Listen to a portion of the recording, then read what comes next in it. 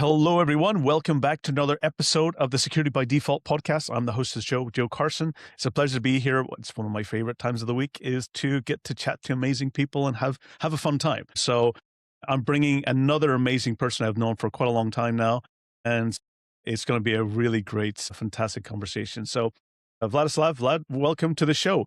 Since this is your first time on the podcast, if you want to give the audience a little bit of background about yourself, your origin story, how did you get into the industry? Is this the path that you chose, or is this the path that was chosen for you?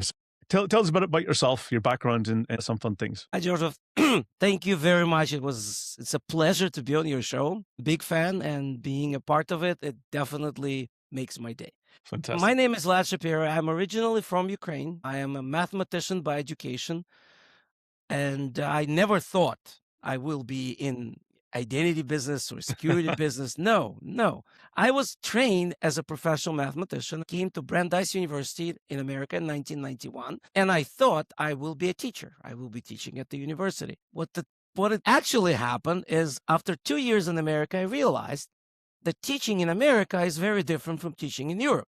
You have not the same respect and definitely less money. So I said that maybe I should use my talents as someone who can help some industry to get better and to help other people to understand what's going on, get some ideas, because my analytical mind definitely is with me. So I've been through many different variations of jobs. I was in bioinformatics, so that's why I'm pretty familiar with what's going on in the pharmaceutical industry. I was in the web analysis tool long time ago. And finally, in 2004, I was very lucky to try the waters of little company called Corian, which was at that time password manager and just started into the world of actual identity governance. And Kurt Johnson, I called him from now on as my godfather in identity. And he came from a little conference organized by a company called Barton, called Catalyst. Yep. And he came back and he started to tell us about the business roles, the rules, the policies. And I just, oh my God, this is so mathematical. This is so logical. I would like to be there. That was my path. And from 2004 all the way to 2026, we are in 22nd year iterations. Wow. Yeah. And that's the deal. That's my story. Fantastic. And what's any interesting hobbies that you have? Any things that you'll participate in? Any things? What do you do in order to kind of because in the world we live in, especially in identity, sometimes it's good to have a bit of a balance in the personal life. Is there any hobbies that you have that's keeps you fresh in your mind? I would say the best hobby I have is playing football outside. Football, not well, we call it America, somehow they call it soccer, but I'm from Ukraine. Football, that's my game. I'm definitely an amateur.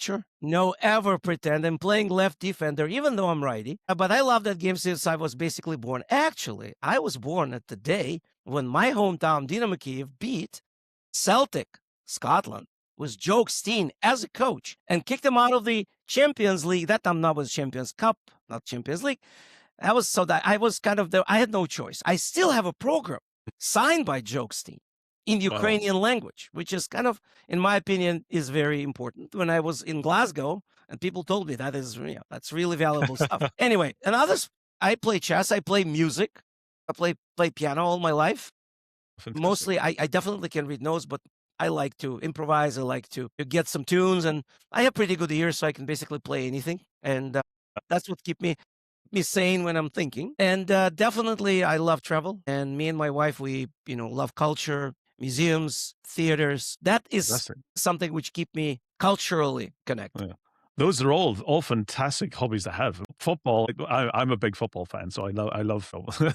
that's what I do 2-3 times a week when I'm not injured, because my age, injuries come quick and they last for a long time. But that's definitely something for me that allows me to take my mind off the daily work that you kind of have to focus on. So piano is amazing. Is an amazing instrument. Not something you can easily carry around with you, but when there's a piano there, it's always amazing to hear. So absolutely, sounds like you have a lot of fun. And chess is great for the logic side. It's really kind of the forward thinking strategy, also a great thing. And travel is a passion of mine as well. So we have very similar hobbies and interests. So today, and one big common interest we have is the world of identity, which is something we've both been working on for a long time, and it's evolving so fast.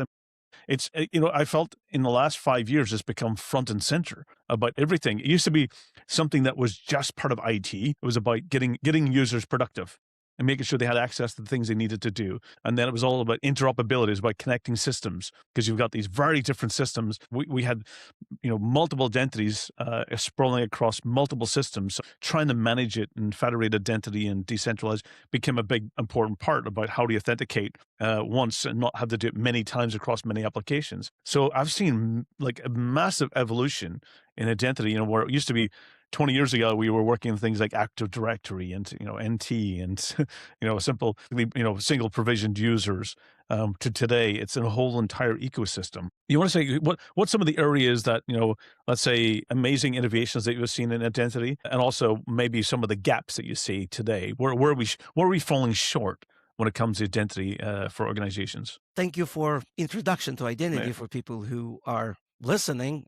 Some of them are probably already tired of hearing that word, but for a lot of people who were never in identity and never in technology, the word identity right now becomes very, very popular. Thank God it's not just like AI. It's very Something specific, practical. right? But here is what I think. First of all, the biggest change is that identity started to become business. And everybody's talking about that, but I would like to promote myself a little bit about this, because I started to talk about that way back in around 2010, 2011, because I was always like a human factor person. I always thought of technology not as a separate fun field, but as the part of the whole environment, the whole, world of people and business. Always. I would say that people started to realize that, business started to realize that. Look at the money. Well, they're always saying where the money goes.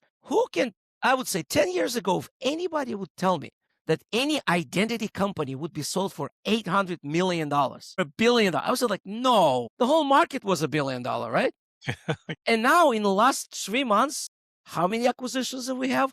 And how many of them were more than $800 million? Several. So what does it tell me? It tells me that we as identity practitioners did a pretty good job of promoting identity toward the rest of the business. So that is the biggest change. Now, if you think about this change, now we're going to say, who makes decisions about spending money?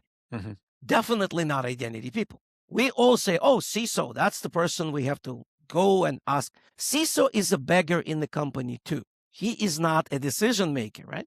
Decision makers are sitting in the boardroom. And CFO, COO, CEO, that's the people who maybe recommend something, but board members. So how can we influence board members to make the decision which will reflect the future? Again, that conversation started. We have a lot of identities, like the people doing identities, who are discussing all the angles, right? From legal to digital sovereignty, right? To how we can monetize it, to how we can use an identity from the spend of staying away from this model of, oh yeah, there is an enterprise identity, there is a consumer identity, there is some NHI. How can we combine them into the fact that people with no technical degrees, but a lot of business acumen, understand the importance of that? That is happening. And I like the latest movement, or not I, but people called it BLT, business legal technology. That story definitely tells us where we're going to go. For example, for a long time, there was always a discussion about who's supposed to own the identity. Well, at the companies, everybody knows HR, right? HR is the people who are supposed to own identity. Does HR know anything about technology? No. How they can own the identity? Well, because they control people coming in and out. That makes sense. Which means identity is not technical field, right? So that's where it's coming from. And then we go to the business owners, right? The policies, rules, right? Who create them? Not us. That's business. So they have to talk about it. And we as identity people can turn around and tell them, by the way, we can tell you that some of your rules and policies are not exactly smart. Maybe we should play with them. That's why many years ago, I created my own company and I TM'd an English word, Ukrainian, TM in English word, castidity. What I believe is the breaching of the policies are a combination of people being curious and policies being stupid. And even I created a formula how to calculate the effect of that. And you can find my book on Amazon, funny enough. And long time ago sounds like weird. Today, it's actually happening. Mhm. Because today we're not just talking about curious people. There are some other curious creatures coming out, right? Mhm. Started with letter AI. We can call them agent Right. AI, agentic AI. And you already heard the story of the jailbreaking from a certain big, AI company, which tells me that the custody, the story of cost of bad policies are Mhm. getting serious conversation in the boardroom. And that's where we're moving, right? So this is good. Now, where we are getting short, first of all, we're getting short on explaining it to the non-technical and non-identical people. Our explanation usually are the horror story. Mhm. Oh my God, someone got hacked and they have to pay the fine. Oh my God, somebody else we have a problem. We have bad people running around. We have a bad AI running around. I kind of understand this approach, but I prefer positive approach. Yeah, Ukrainian in the war, positive approach. Trying. Okay. What is my positive approach? My positive approach is money, efficiency. What do you want, Mr. CEO? What do you want the board members? Do you want your company to really compete well? And by the way, in today's world, more and more customers going to ask the question, how safe is my data? All right. How safe is the situation when you're going to make a decision on my behalf? How good they are? Are you following the rules? Are we consumer safe? It seems to me that is a new mode coming in. Like similar seeing the safety when you're using a car or Mhm. any equipment at home, the same will come to identity. How safe is your product for me to use? How safe is your solution for me to use? And that is the conversation which board members definitely would like to listen. So us as identities, instead of scaring people, we have to tell them, listen, do you want to make it better? Why do you want to make it better? Well, because you're going to lose a competition. The other people will do that. So you should do it too. So in my opinion, that's one gap. And the second gap definitely is we are in a complete wild, wild west from standpoint of who is doing what. Mhm. Recently, some of our colleagues wrote an article about that one of the biggest problems in the future will be many, many, many different ways and standards who do not talk to each other. Mhm. And just imagine this in the world of agentic people, agent talking to each other Mhm. without even our interruption or intervening. How do we know what is going to happen? So standardizing at least some kind of a procedures, Mhm. I think that would be a good idea. And in my opinion, another side is ethical and moral. This is something which some of our colleagues are talking for a while. And I would love to add my voice to this, saying we are leaving this world to our children, and we want to make sure that they understand what we're living in, you know? Mhm. And when we make decisions, we have to think about the ethical and moral consequences of our decisions. Making money is great, but if there would be no people who could benefit from that, I don't think that's a good idea. I don't want to make money for robots for tomorrow. No, no, no, no. You know? So that is to me where we should think. And in my opinion, the human factor of making our life and life of our children better should be definitely in the consideration. Absolutely. Can I summarize? For me, I think the big important part is that absolutely identity has become, no longer a HR, no longer just an IT or a business. When identity doesn't function, the business stops. That's ultimately it ultimately comes down to is the business can no longer function.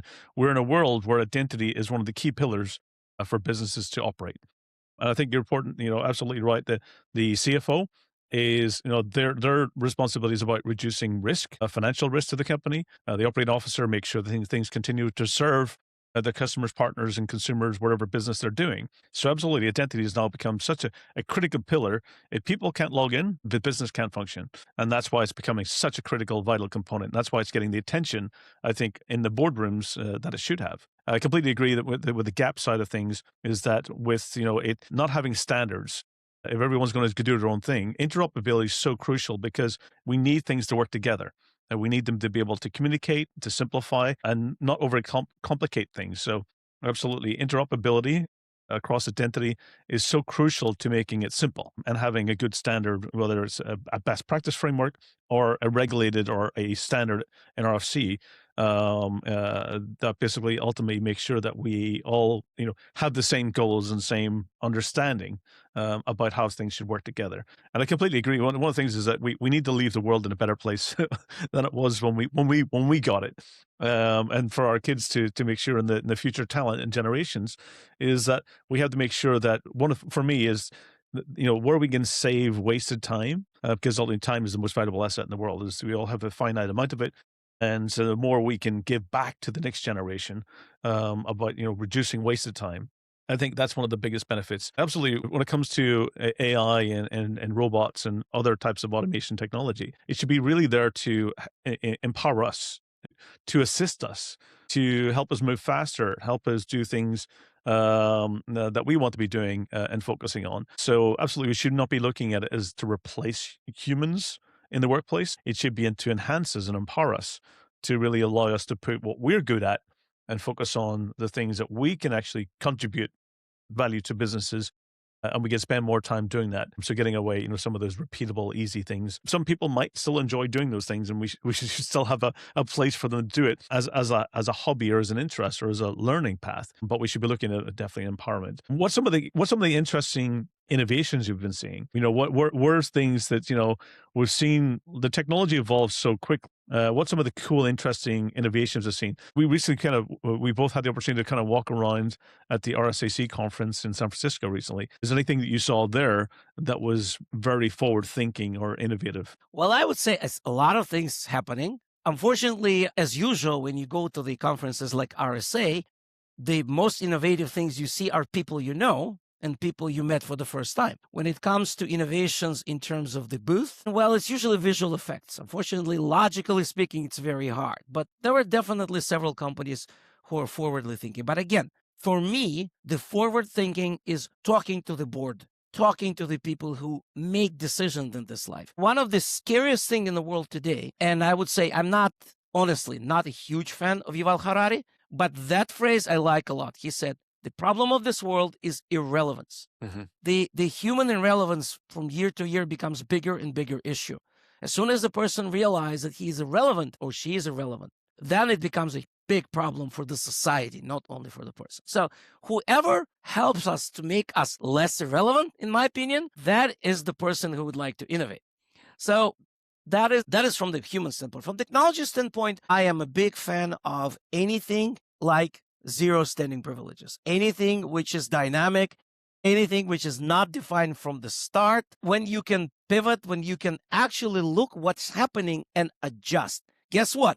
Football game is a great example. You can prepare your corner kicks and free kicks as much as you want from the board, on the board or on the practice field. As soon as you go to real game, you have to adjust. And the best coaches and the best players in the world are the ones who can adjust dynamically. So to my opinion, thank you. Absolutely. My opinion is that is where we're going. Innovation wise, a lot of companies started to think that way. I'm not going to name the names. I'm not going to promote any kind of vendors. But in my opinion, the vendors who's going to win the competition are the vendors who are thinking and pivoting really, really fast, because technologies are changing with the speed of light.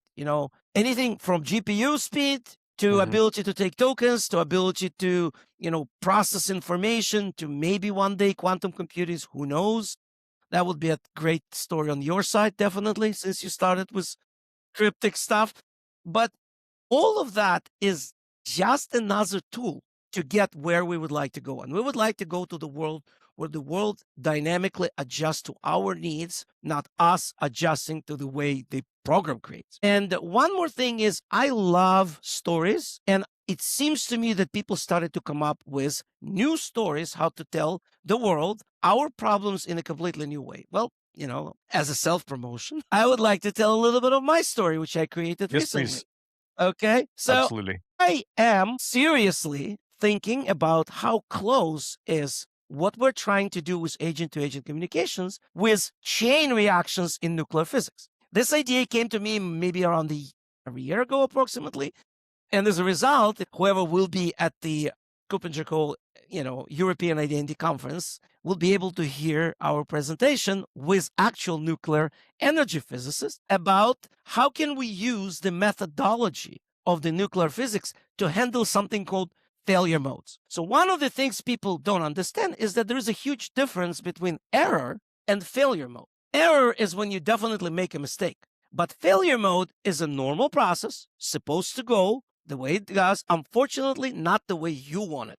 Typical example, burning food. When you warm up the food on the stove, it warms up. If you forgot to turn it off, the stove, the food got burned. From your standpoint, it's your error. But from the stove standpoint, it's a normal process, right? Yes. So now, when we think about communications and all of the hype related to specifically agentic AI, it reminds me the hype of the world when they realized that radiation, that the nuclear elements like uranium, can produce a lot of energy, which is locked inside, and we can use it for the human goods. So people are thinking about, hey, if we could put piece of uranium or piece of radium inside of the watch or lamp, it will run forever, like for many, many years. We can save a lot of money. What they didn't realize, there's something failure mode. One of the failure modes of that is you're going to die, okay? So Watch will still run. Well, watch will still run, yeah, but, But the person who's depending on it probably exactly. may not be getting any value from it. If you think about the agentic AI spread, it reminds me a nuclear reaction because you started with request on prompt. It goes to place, I don't know, MCP, A2A, doesn't really matter, and it start asking questions other people. The other people will start to ask questions, not people, agents.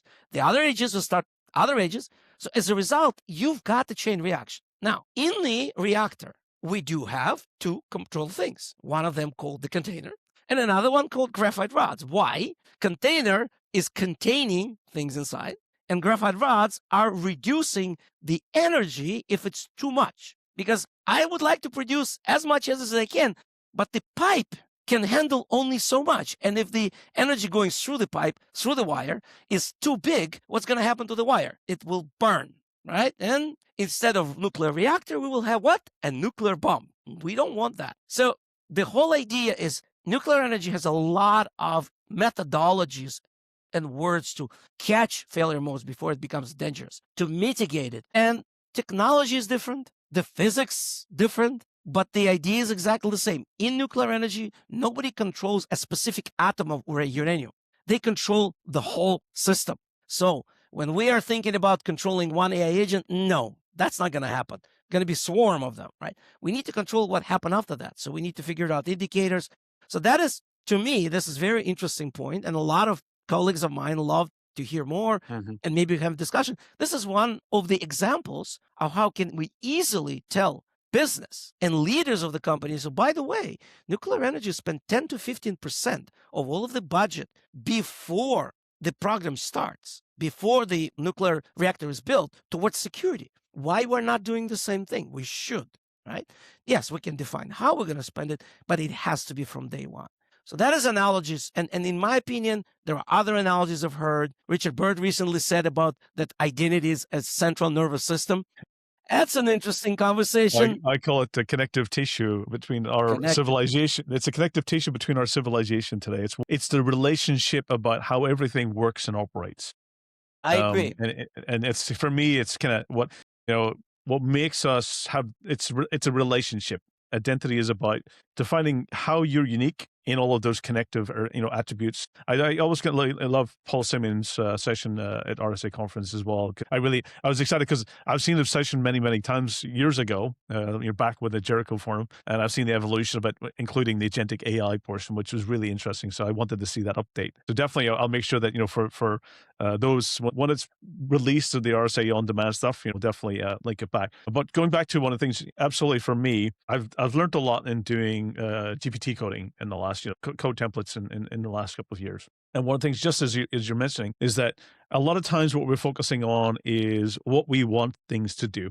So we focus on, I want to generate a certain code in order to have these outcomes. And as I've been coding more using AI in the past couple of years, I started finding is that it does stuff that I don't want it to do. It starts going outside. It starts creating assumptions. It starts hyperboling. It starts having fantasies. And that kind of gets it out of control. And what I ended up doing, it was one of the examples I find one, I had a bunch of old WMI scripts from years ago, and I wanted to port it to PowerShell and updated code bases, Python, and so forth. So I asked it to, here's my code, look at what it does, and just port it over to Python and PowerShell.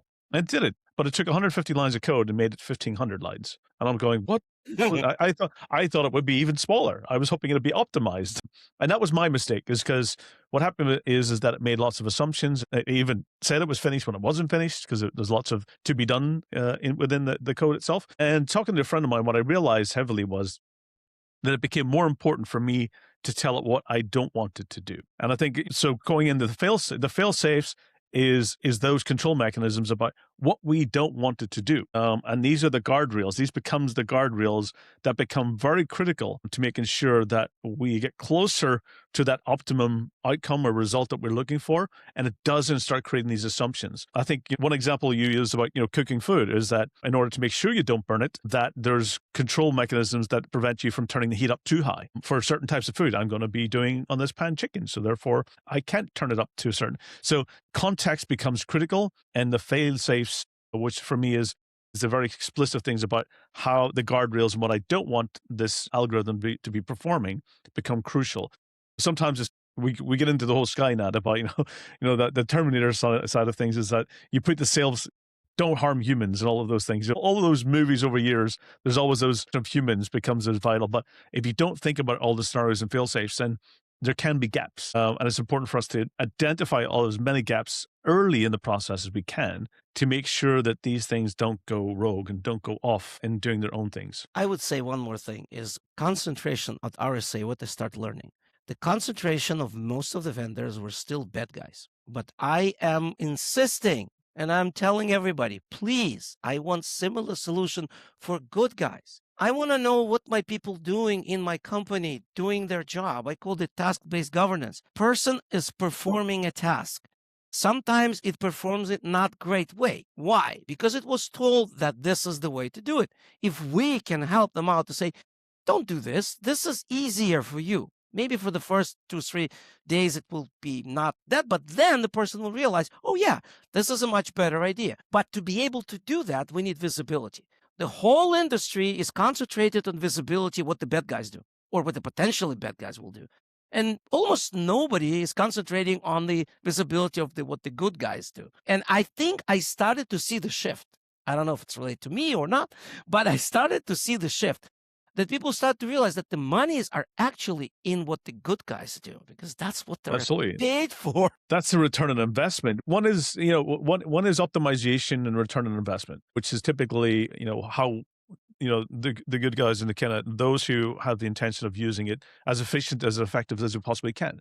Those are the ones that save money. The other, is cost avoidance. Is preventing waste being spent on things that just because an incident or a attack or some breach happened. Those are cost avoidances. We come back to the conversations you want to have at the board is you want to be making sure that one is identity is interesting because it's one of those things that it does both. There's a lot of security solutions out there that just focuses on the cost avoidance. It's the one that stops the bad things from happening. But identity is a very unique situation because one is while it does reduce the risk from the bad incidents and the threat actors, it also has one of the biggest areas that actually has optimization, efficiencies, improvements. It can reduce wasted time. It can help employees be more productive. It can help automate. It can help innovate. It can help do things faster. And that's why I was saying, with identity as well, is that for us to do the things we need to do at the pace we need to do, we definitely need AI to help us. AI is definitely, and identity is two amazing things that when they come together, very creative, innovative things can happen. But at the same time, AI needs us in order to make sure, because identity, as I mentioned, is a connective tissue that allows AI to do the things it needs to do. To your point, zero persistent privilege, the principle of least privilege, zero trust, ephemeral tokens and keys, getting where it's just in time to do only the task that it's designed and should be enabled to do, and nothing more. And that's what that's where you get the fail safes in place. That's where you get the preventive controls where it can't go off and start doing its own thing. It's got very micro focus, very kind of small task, rather than these. I'm starting to see these massive big agents that can do huge amounts of things, and that's a concern. You want to simplify it. You want to get into micro things where you can actually it becomes more manageable as well. I have an interesting idea recently. I'm not sure if it's already happening, but it will happen. You, as a person who's doing a lot of white hat work, you will understand that. I think that the future bad guys will try to bankrupt you using AI. If they can influence the way their model is trained to use as many tokens as possible and even do it more and looping, memory leak, whatever you want to call it. So your bill will go really up. You have no idea why. Your management say, like, we're just doing the work. And then somebody gonna call you and say, hey, listen, I know you spent $1 million yesterday, like on a tropic. Would you like to cut the bill to 10,000? And it's like, whoa. It's like, well, if you pay me a little bit, your model will start working better. I mean, I can clearly see this happening. What are your opinion? Absolutely. So one of the things we've seen this is played out many times over many years. So absolutely is that where you can save right now we're looking at two major things is energy cost and token cost. It is and they're very related. A lot of the token usage relates to computational power and workloads. So that's where you're ultimately getting the throughput.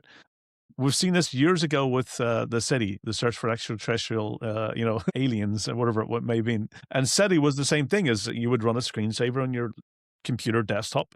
And when you weren't working, that screensaver was using the computational processing power of your computer to search for extraterrestrials in space. But what happened is that people were doing that because it was using your computational power.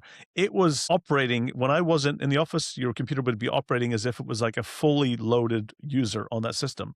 So the energy consumption was huge. Many organizations, all of a sudden, as employees started installing the SETI screensaver, they saw the energy costs soar. Like, from a few €1,000s or whatever to tens of thousands of euros. And it's because their computers were operating at maximum power when employees weren't even in the office. And we've seen this play out. We've seen it with crypto mining, with crypto miners installing it in the background and using computational power of victims in order to mine cryptocurrency, in order to offset energy. And they're always looking for where's the most energy efficient. And absolutely, what it gets into today, attackers, they want to steal not just your data on your credentials and your identities and access and everything, intellectual property in order to make money, but they'll definitely want to steal your computational workload and also your tokens in order to actually process. So they become the next target is your computational power, which all comes back to energy costs. It means is your energy bill over the next 5 years, if you're not managing all of this infrastructure, identities, your AI and everything really well, there's going to be a cost. That's what your cost is going to be, your energy bill. And your tokens that's associated to that. And attackers will look for that. They want to mine, they want to get computational workloads, they want to use that power to attack other infrastructure. It used to be 10 years ago it was botnets. You'd sell your botnet to do DDoS attacks. And that's one of the things that, attackers made money. Now it's going to be selling, your AI workloads and tokens in order to do the same thing. So absolutely, it's something that everyone needs to be thinking about to make sure that you're protecting this as another threat vector, and making sure that they have the right controls in place. And I also predict as well is that, as these agentic AI agents get out of hand and no one's thinking about proper policies, governance, rules, organizations within, it is the new insider risk. Is that organizations, if they're not looking at these as privileged identities and credentials, is that ultimately they will be abused either to create that, AI kind of workload theft, or is going to be basically using it to steal data. And you will see agentic AI, agents being attributed to data breaches probably within this year. So absolutely, it's a massive threat landscape. It's getting bigger, and we need to make sure as we're deploying and rolling these out is that we understand the risk. And I think it goes back to one of the most important things that you mentioned is visibility. Is for the defenders is primarily is we need to have visibility about all of these workloads, and we should be one of the biggest metrics you should be measuring is your token usage and also your energy consumption and your agent workload and your computational power and your AI usage. Those we should be thinking you should be wanting to get visibility of immediately before you really let AI to operate and take control of your business. You want to have visibility into how much it's consuming and the efficiency that it's also creating, but also that you've got the protections in place to have control of it. Yeah. So those are, going back to my analogy for nuclear energy, those are gauges. Those are the indicators, which similarly to nuclear world, and then they put it on the container. That's where we're going to put this thing in. I think I absolutely agree. Absolutely. I'm really excited. I'm looking forward to your session. I think for the audience, this episode might be out around the same time as your session. So it'd be exciting to see that we can connect it. I'll make sure at least it's linked into the show notes so people want to find it.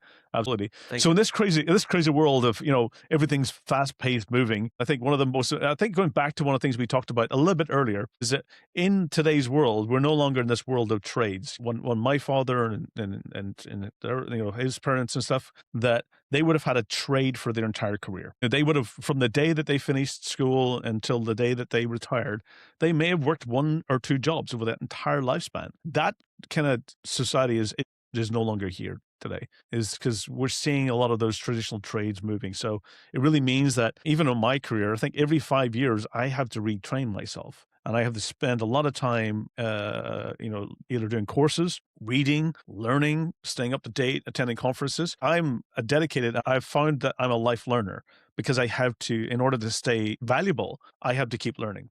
Because every 5 years, the technology changes so much that I have to learn what's the new hot topic or what's the new trend. How do you stay up to date? What's some of your methods that you do in order to stay, current in this ever changing world? My method is exactly the same. As ancient Greek philosophers said, right? More I learn, more I realize I don't know nothing, right? Yes.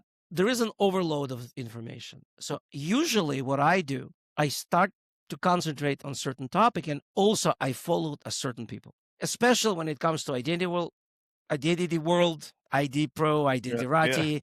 I'm not going to name the names, you know all of them, but please, if you're not a member of ID Pro, I readily recommend you to do that. We have a great Slack, and basically you can see what people are writing. I like to read thoughts, ideas, images, and definitely stories. I would never remember all of the details of MCP protocol or any other new protocol or how to do this or that, but the idea of where we're going, Mhm. what are the new methods existing, what are the new principle we're trying to build in, that becomes the story. And definitely the best place to learn conferences.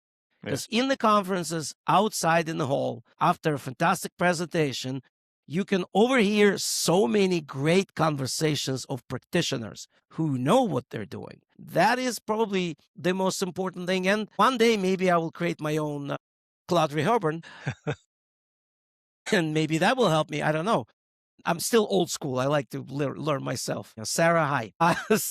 But to me, conferences and human interactions, that's when I learn the most. That's where the ideas coming up. That's what something writing, and then verifying it against the practical world. That becomes another learning experience. So encouraging people to attend conferences, my favorites, Identiverse, definitely Gartner, Identity and Access Management, definitely many other local conferences happening around cybersecurity.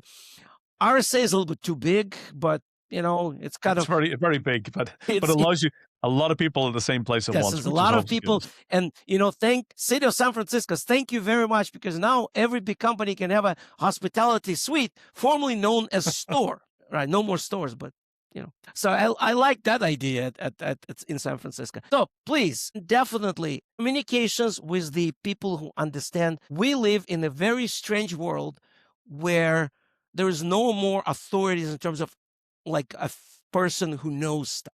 No more. I don't want to call it guru. I call it people who are respected in the field. Mhm. Please, let's go back to that model. Let's listen to Absolutely. people who are respected. Have a chat with them instead of trying to understand everything what's going on online, because I have no idea how much online product is created by people versus ChatGPT. I really don't know. But when you see the people in person, ask them questions. And I'll tell you right now, between me and Joseph and everybody else we know, if someone asks the question, we love it. even Absolutely. even it looks simple for us, but we love it because people are interested in our field. For any young persons to listen to this, please come over to us. We would like to bring you in. At the Identiverse, we always have the great event of ID Pro and a lot of young people coming in. We invited everybody just to listen, to see, and maybe you get the vibe. One of the greatest thing about Identity, we're not techies only. We're somehow philosophers, somehow funny people, comedians, right? There's quite a few philosophers in that Yes. group. Hi, Jonathan Sender. We So were we were thinking about the same person as we said that. exactly. And it is such a diverse, by the way, diversity is a huge thing for us. We have people from all over the world with completely different backgrounds, with completely different education background. But this atmosphere of thinkers in one place, right? This is amazing. This is absolutely Absolutely. amazing. That's the best place to learn. And absolutely for me, I always remember back to, I think it was my first outing at years ago, it must be 10 years ago now, at the Cooperage Cole's EIC, European Identity Cloud Conference. And the ID Pro group had their, evening identity beer activity. And It was so fascinating because for me, I live in the world of security, and I moved from security to identity security. And a lot of people, went from identity provisioning and enablement, to being also security as well. So we somewhat came from two different worlds. And for me, it was such a fresh perspective on the world that I live in, coming from a lot of the people in the, Identity Ready and the ID Pro and the Identity Bureau, all of those things. It was so refreshing for me and such a great new perspective on a world that I, came from a slightly different universe in that regards. But for me, it was eye opening, and so I always enjoy absolutely when I go. I've got questions, I've got things on my mind that I always get amazing conversations and amazing insights that allows me to go back and enhance the work that I'm working on and really improve it with different viewpoints. So it's always great. Yes. Thank you. I mean, yeah. So for the audience who might have questions afterwards, what's the best way for them to contact you, reach out? What's kind of the best way for them to follow up? I prefer LinkedIn, honestly. It's probably the most controlled, I would say, social network in terms of at least having some kind of a guardrails. I can look who this person is. And please send me any questions if you would like to contact, if you would like to have a conversation. I'm always open for continuing working on ideas and talking about it, and any kind of webinars which promotes our industry. I'm always open. And if anybody has any questions, please contact me. Fantastic.